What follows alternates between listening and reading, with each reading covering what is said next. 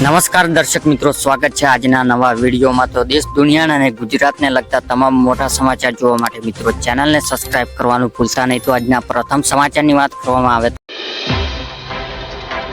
ખેડૂતોને મોટી ચેતવણી, એટલે કે જો તમે પણ ખેડૂત છો તો આ સમાચાર તમારા માટે ખૂબ જ જરૂરી છે। કેમ કે મિત્રો સરકાર તરફથી ખેડૂતોને સલાહ આપવામાં આવી છે કે તેઓ સોશિયલ મીડિયા પર વાયરલ થયેલા મેસેજ સાવધાન રહેજો। ખેડૂત ભાઈઓ તો ફાઇલ ડાઉનલોડ કરી લેશે તો સ્કીમનો શિકાર થઈ શકે છે। કેમ કે મિત્રો સરકાર પીએમ કિસાન યોજના લાભ લેતા ખેડૂતોને ચેતવણી આપી છે કે સોશિયલ મીડિયા પર એક મેસેજ વાયરલ થઈ રહ્યો છે, જેમાં પીએમ કિસાન યોજના સાથે સંબંધિત એપીકે ફાઇલ ડાઉનલોડ કરવા અને ઇન્સ્ટોલ કરવા માટે કહેવામાં આવ્યું છે। સરકાર ખેડૂતો આવા પ્રકાર નકલી મેસેજથી સાવધાન રહેવાનું કહ્યું છે।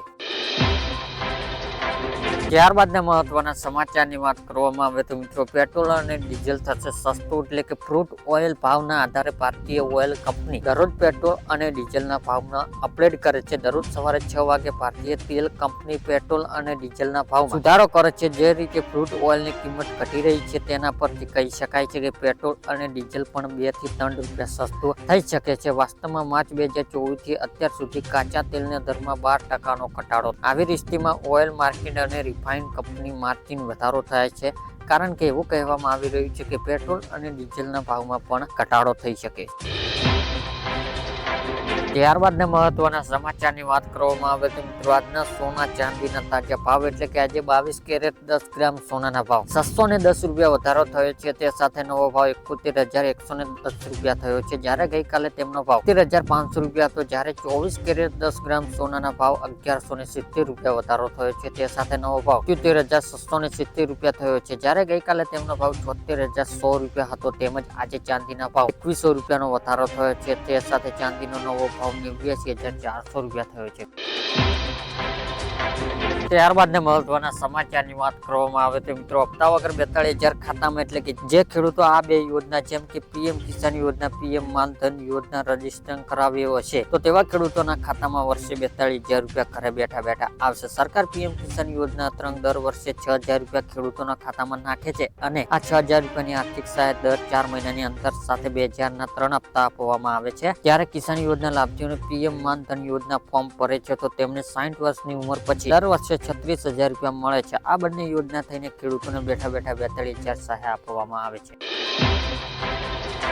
ત્યારબાદના મહત્વના સમાચારની વાત કરવામાં આવે તો મિત્રો મફત સિલાઈ મશીન યોજના, એટલે કે મહિલાઓને આર્થિક રીતે સારી કરવા માટે સરકાર લાભાર્થીઓને એક યોજના ચલાવવામાં આવી છે, જેનું નામ છે પ્રધાનમંત્રી વિશ્વકર્મ સિલાઈ મશીન યોજના, જેના દ્વારા સરકાર દ્વારા સ્ત્રીઓને મશીન ખરીદવા માટે 15,000ની સહાય આપવામાં આવે છે અને કારીગરોને પણ નાણાકીય સહાય પૂરી પાડવામાં આવે છે। સરકાર દ્વારા ચલાવવામાં આવતી આ યોજના મુખ્ય ઉદ્દેશ મહિલાઓને આત્મનિર્ભર બનાવવાનો છે અને પ્રધાનમંત્રી દ્વારા વિશ્વકર્મ યોજના હેઠળ સિલાઈ મશીન યોજના લાભ આપવામાં આવી રહ્યો છે। ત્યારબાદના મહત્વના સમાચારની વાત કરવામાં આવે તો મિત્રો પાક ધિરાણ લોન માફ અંગે જાહેરાત, એટલે કે ગુજરાતના દરેક ખેડૂત માટે પાક ધિરાણ લોન લઈને આવ્યા છે મહત્વના સમાચાર। ખેડૂતોએ લીધેલી લોન નવા જૂની કરવા માટે ખેડૂત પાસે કેશ પેમેન્ટ માંગવા બદલ ડાયરેક્ટ બેંકમાંથી ઓટો રિવ્યુ કરી આપવામાં આવે તેવી માંગ ખેડૂત દ્વારા કરવામાં આવી છે અને ખેડૂતોને બેંક લોન પૈસા ભરવા માટે બહારથી વ્યાજવા પૈસા લાવીને વ્યાજવા પૈસા ભરે છે, જેથી જે ખેડૂતો ઓટો રિવ્યુ સુવિધા આપીને ખેડૂતોને થોડી રાહત આપવામાં આવે તેવી માંગ ખેડૂત કરી રહ્યા છે। જો કે મિત્રો વારંવાર પાક ધિરાણ લોન અને દેવા માફી લઈને સમાચાર આપવામાં આવે છે, પણ ખેડૂતોને દેવા માફ અને પાક ધિરાણ લોન આપવામાં આવતી નથી। હવે મિત્રો 2024 વિધાનસભા ચૂંટણી પણ આવી રહી છે અને મિત્રો 2024 વિધાનસભા ચૂંટણી પહેલા ખેડૂતોને દેવા માફ કરવામાં આવે અને મિત્રો જે ખેડૂતો પાક ધિરાણ પર લોન લીધેલી છે તેમને મિત્રો રાહત આપવામાં આવે। ત્યારબાદના મહત્વના સમાચારની વાત કરવામાં આવે તો મિત્રો આધાર કાર્ડ ઉપર 50,000 રૂપિયાની સહાય। જો તમારી પાસે પણ આધાર કાર્ડ છે તો તમને મળશે ગેરંટી વગર 50,000 રૂપિયાની લોન, એટલે કે હાલમાં રાજ્ય લોકસભાની ચૂંટણી હોવાથી સરકાર પ્રધાનમંત્રી સની યોજના હવે ડિસેમ્બર 2024 સુધી લંબાવવામાં આવી છે। અગાઉ તેની છેલ્લી તારીખ 31 માર્ચ 2023 થી આ યોજના હેઠળ નાના વેપારીઓ અને સ્ટ્રીટ વેસ્ટર્ન લોન આપવામાં આવે છે। નાણામંત્રીએ ટ્વિટર પર આ માહિતી આપી છે કે જો કોઈ શહેર વિક્રેતા મજૂર અને કોઈ અન્ય નાગરિકોને કરિયાના, રેડીમેડ અથવા તો ફળની દુકાન ખોલાવવા માંગે છે તો તે વ્યક્તિ આ યોજના હેઠળ લોન રકમ આપવામાં આવે છે। જો તમે પણ આ યોજના અરજી કરવા માંગતા હોય તો જરૂરી ડોક્યુમેન્ટ સાથે અરજી કરવાની રહેશે।